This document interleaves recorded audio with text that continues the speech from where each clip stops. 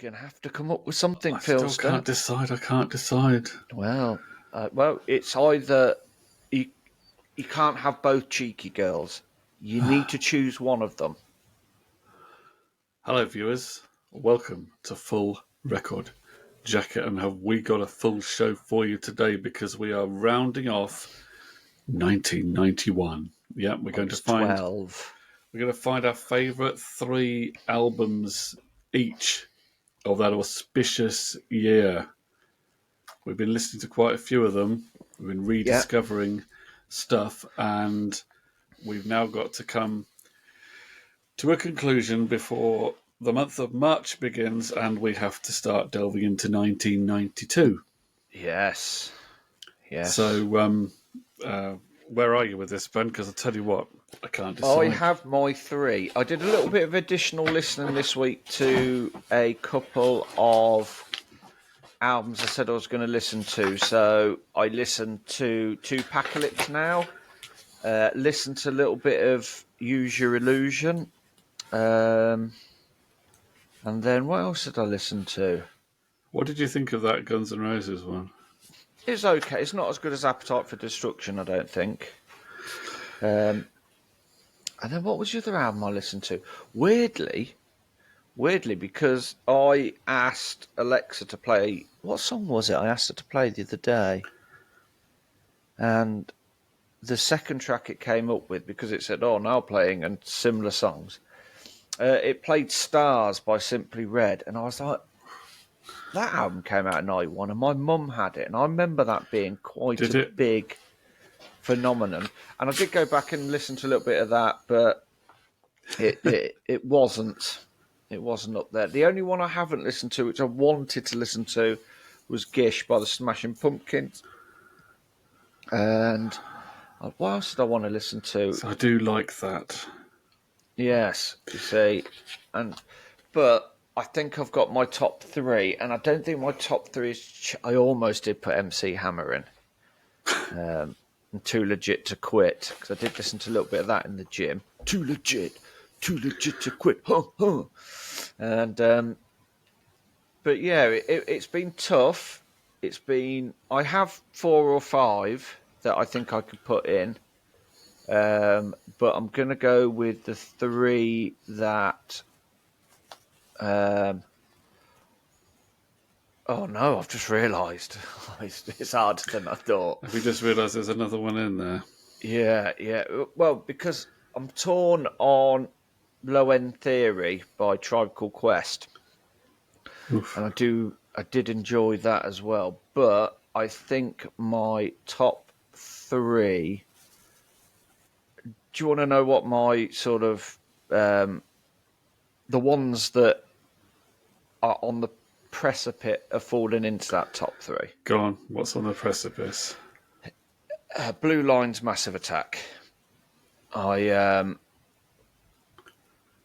brilliant album, but I don't think it's as good as Mezzanine, and so I don't think that's...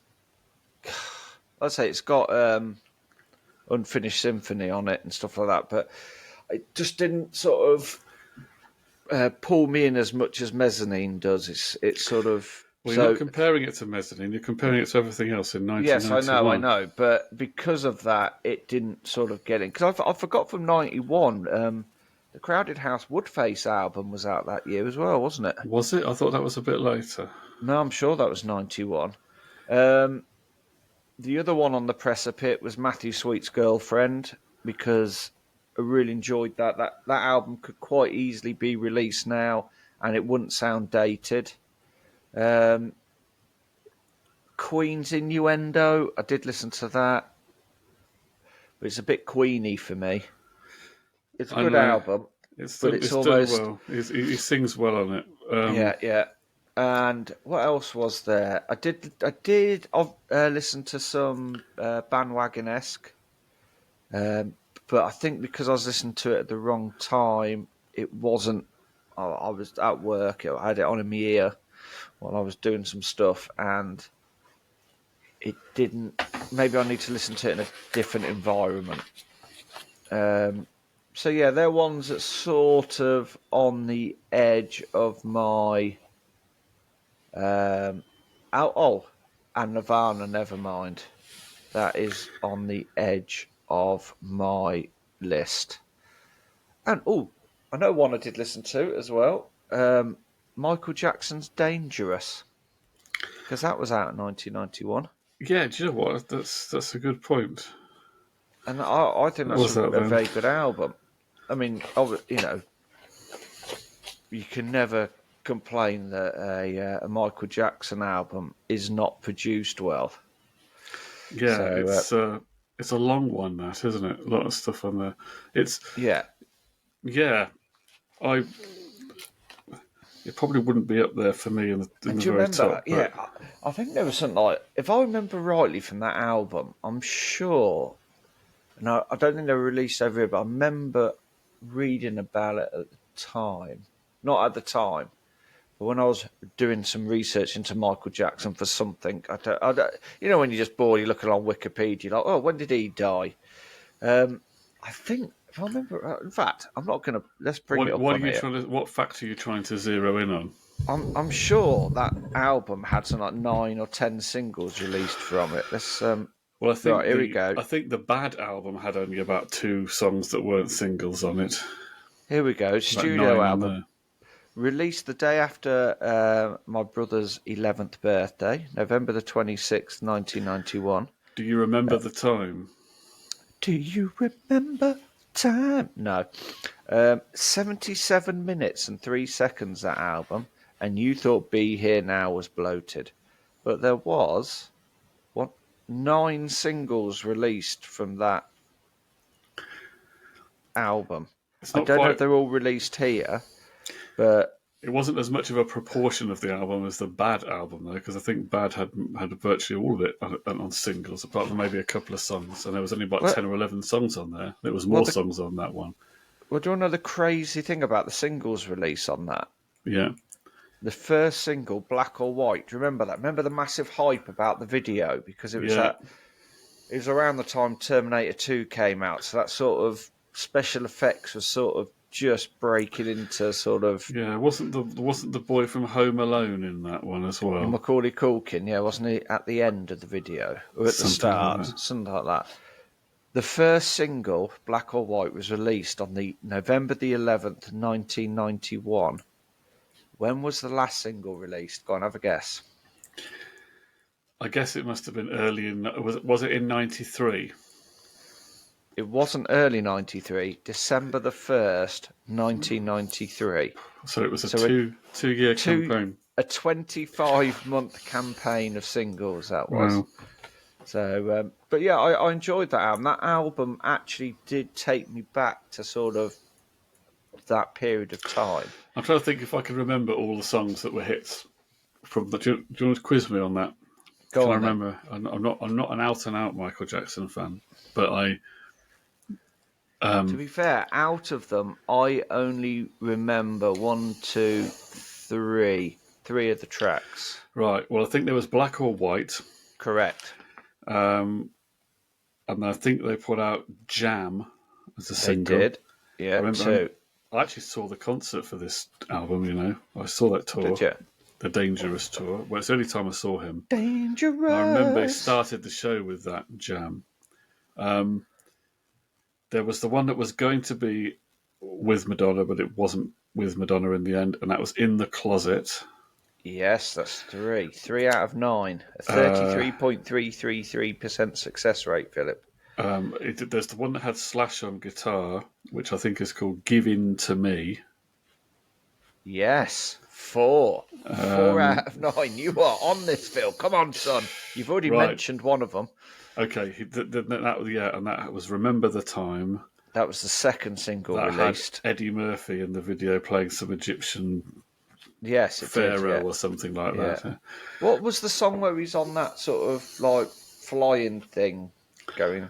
Ooh, not sure. There was Heal the World. That was the big. There was, That yes. was the big cheesy song that everybody liked. Everybody loved that song, but you couldn't always admit it. But it was so cheesy, but everybody liked it secretly. That was You have Heal the 6 World. out of 6 so far.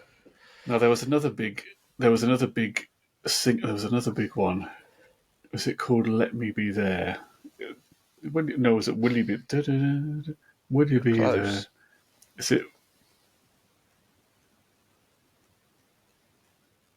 Is it "Will you be there"? Or It is. "Will you be there"? It is. That's 7 out of 9. So you have 2 left. One is the last single, and the other one is the middle single. I'm trying to think what the other songs were on this album. I'm going to kick myself about The last this. single was a ballad. It was written by Larry Grossman and Baz Cohen. Right. I'm trying to think. It was first performed by Dionne Warwick in 1983. Yeah, okay. You've actually given me the clue to that one. I think that is called "Gone Too Soon."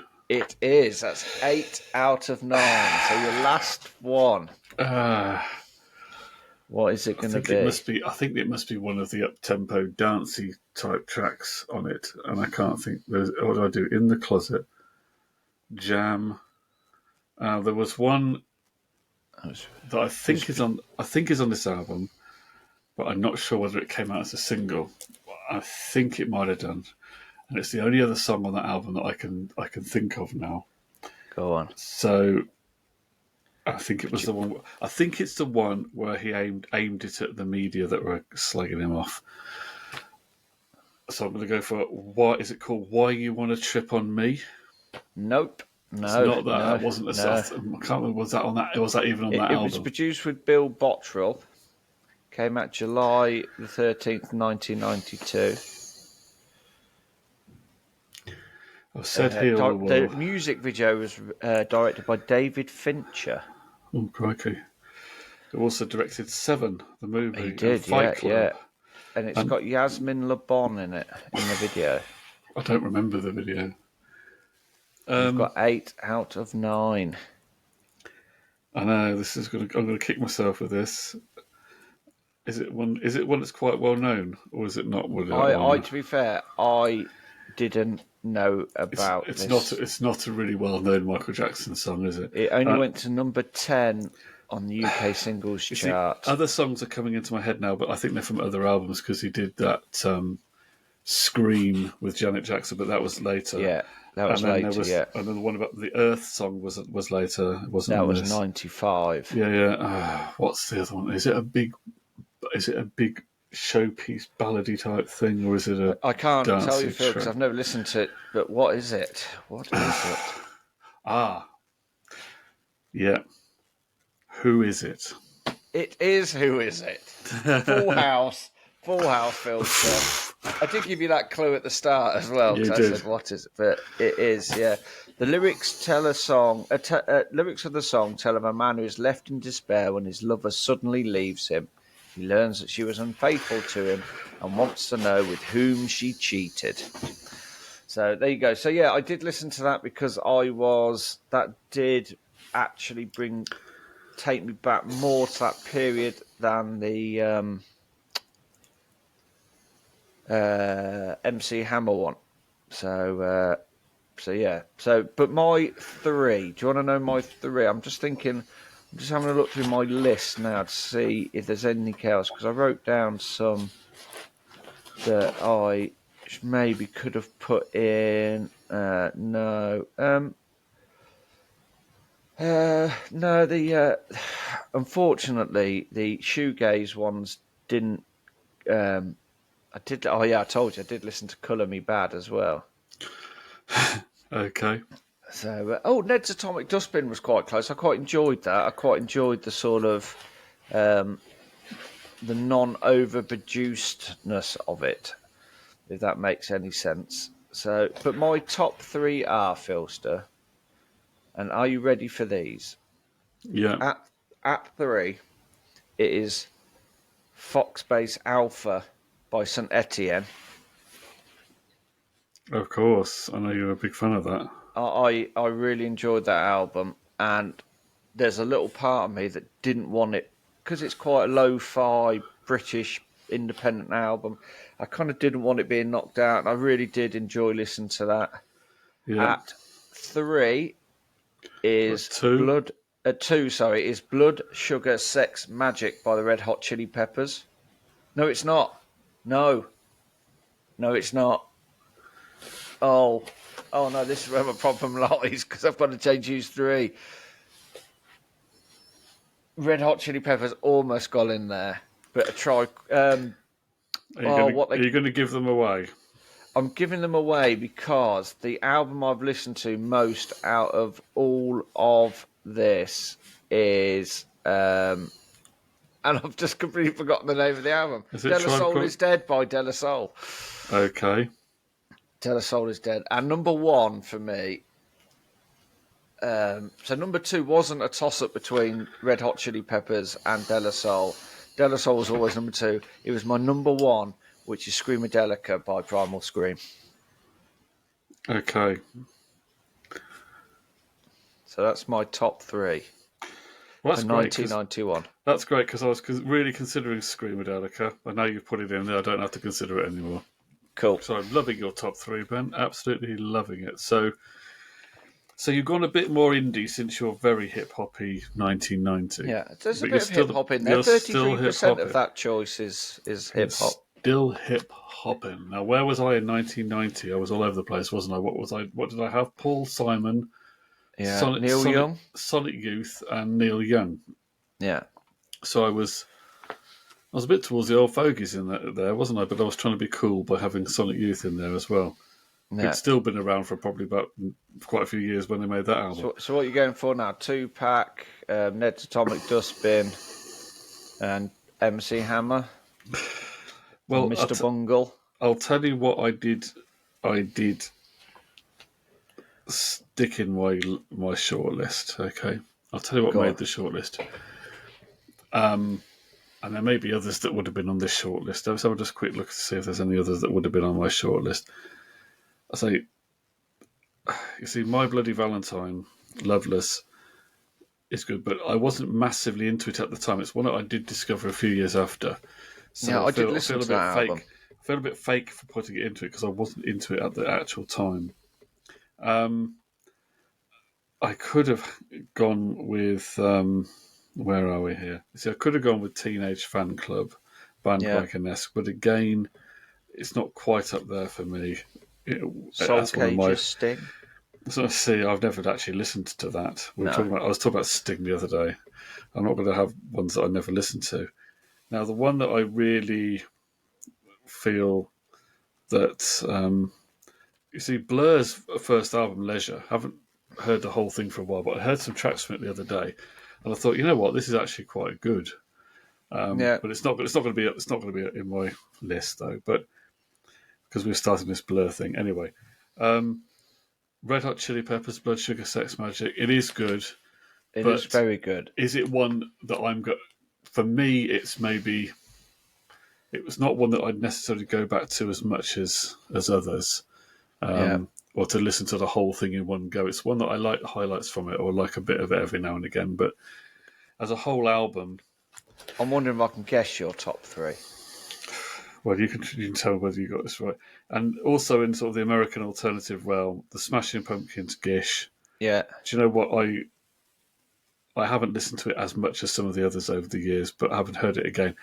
It's really good. I think I'm back into that now. You know, I think I may be about to have a Smashing Pumpkins phase. I still love that. I still love that scene in The Simpsons where Homer Simpson meets Billy Corrigan and he goes, Billy Corrigan goes up to Homer Simpson, Corgan, yeah, he goes, Billy Corgan, Smashing Pumpkins. And Homer Simpson says, Homer Simpson smiling politely. Smashing Pumpkins. Just stupid. Right. Oh, I don't know why. Every time, if I ever catch that on The Simpsons, it always makes me laugh. Now, also, definitely made my shortlist. Was knocking on the top 3. Primal Scream, Screamadelica. That was giving me a real headache. But you've solved that one, so thanks for that. So don't need to. Can have I it guess in my your top top 3? Can I have a? You can guess it if you want. Have you got any more on the fringes? On the fringes, you see Pearl Jam, the debut by Pearl Jam. Oh, 10. Is 10 is a good one, and would it be amongst my personal favourites of the? Would it be one of my three favourites of the year? Probably not, but it's a good one for sure. So I've now come down to 4. I've got go down to 4, right? I've got Can I 4 guess? albums, and these 4 are ones that I did buy at the time, Ooh, and I did own them all at the time. I did listen to all of these albums a lot at the time, and I have listened to them since. I still enjoy them all now. I think I know. So I've got to. These are the 4, so I've got to kick one of them off, and I don't know which one to kick off. But I Right. have a feeling I might know. But go on. Right, Metallica's Black Album isn't one of them. No, it's not. So I'm going to say Guns N' Roses, REM, Acton Baby, and Nevermind. Yeah, you got 3 out of 4 there. I hadn't put Nevermind on the shortlist. We've just kind of discussed it, but again, both of us haven't put Nevermind in. We are going to get lynched. Phil. Oh, I know. Well, some people might like us for it, but some people will hate us for that. But people can add it on, can't they? it was up there. It was up there with the Pearl Jam one. Yeah. And I'm not saying that the albums I've chosen are better than that. They're certainly the ones I've chosen are probably not as influential as that. So I'm not. But anyway, these are the last 4. Okay. Go on. So we got Guns N' Roses, Use Your Illusion 1 and 2, which we're treating as one project. Yeah. And which obviously always was divisive, but I do enjoy it. I enjoy the ridiculous length of it and the ridiculousness of it. Like bread and butter pudding. Axl Rose being a paranoid loony and all that stuff. I enjoy all that about it. So you like bread and butter pudding? Phil? I do like bread and butter pudding. Yeah. It's something that shouldn't work, but it just does. I like it with custard as well. Oh, I love custard. More people should have custard. Why aren't we walking down the streets having pints of custard, drinking? Oh, that'd be amazing. Now, talking to custard and yellow, this is someone who mainly wore yellow stage clothing during the era of this album, and that is Prince. Oh, Diamonds and Pearls. Diamonds and Pearls with his New Power Generation. Now, a lot of Prince fans will say not the best Prince album, but I really enjoyed it. Genuine in '91, though, wasn't I enjoyed it at the time, and I still like it, but I'm not saying it's a perfect album, and I'm not saying it's his best, and I'm not saying it's the best album of '91, but I enjoy it, so this is why it's on the list. The other one here is REM. You were right about REM, Out of Time. Again, not necessarily my favourite REM album, but it has stuck around for me. I have listened to it a lot, and I still like the album. And then the other one here, which I still would argue the case for this album, because some people have been detractors of it, but then some people are detractors of this band generally, and that is U2, and it's Achtung Baby. And I do, again, is it my favourite album by U2? It's certainly up there for me. I think it's one of their greatest achievements, and I think it did have a bit of an influence as well on a lot of acts as well, actually. It may not have changed the landscape as much as Nirvana did, but I think a lot of artists were influenced by this, and producers as well. So I think Achtung Baby is going to have to be a definite for me in the top 3. Yeah. And then I'm really torn between these other 3. I've got to boot one of them off. Do I just... I don't know. I've got to have something that's a bit... I'm really, really surprised that you didn't put in. There's one album I'm really surprised you didn't put in. What's that one? It's the 5th studio album by the actor David Hasselhoff and his album David. I forgot all about it now. It. And you mentioned the Berlin Wall the other week, and I still didn't get reminded of it. No. You have hassled the Hoff out of your list. Hassled the Hoff out of my list. I don't know what to do with this. Number 1 in Austria. I might go back and say, because I'm just thinking about this, how are these going to fare when we start comparing them to the rest of the albums of the 90s? It's your favourites, Phil. Don't worry about the rest of the 90s. The cream will rise to the top. Do Do you know what? I'm feeling that I might have to. I don't need to put Screamadelica though, do I? No, because I've you've already had put it through. Right. Okay. I'm going with. I'm going with. I'm going with. Are you I'm like gonna. this at a buffet? I am. I'm gonna. I'm You're the gonna knock. reason there's a queue. I am the reason there's a queue. I'm gonna knock REM off. Okay. So, you've got quite an alternative list. And Yeah. I've got quite a mainstream list. I've got Guns N' Roses, Prince, and U2. Ooh. That's what I've got. That's what you've gone for. That's my emotional. You got to go with your heart sometimes over your head, Phil. I'm not saying those are the best albums of '91, although I would argue the case objectively for the U2 one being as one of the top 3 of the year. But I'm going ultimately with What I Love. There you go. It's all you can do, Phil. It's why you do this show with me. Yep. You see? So that is it. That is our 1991 choices in there. Yep. You've gone for some big stuff, haven't you? You've gone real. Gone for some big names there. Yeah. My little Saint Etienne is, you know, it's like the Isle of Man against all this colossal. Against America and Europe. Yeah. I am literally Saint Etienne is literally the Jamaican bobsleigh team of the 90s so far, from what we've chosen. So far. Well done, Sarah and the boys, even though Sarah wasn't on one of the songs we discovered the other day. Yes, she wasn't. Do you know, 1991. So that's 1991. That was hard. That was harder than I thought it was going to be. We've zipped up 1991, viewer. I'm sure you will have some scathing disagreements with us on those records, but that's fine, because your top 3 is your top 3, and our top 3s are our top 3s. And we're not trying to claim they're better than yours. They're just ours. Yeah. I mean, they can have them in, Phil, can't they? They're allowed. If you want to argue passionately for another album to be included from this year, you can do that. And we might even listen to you.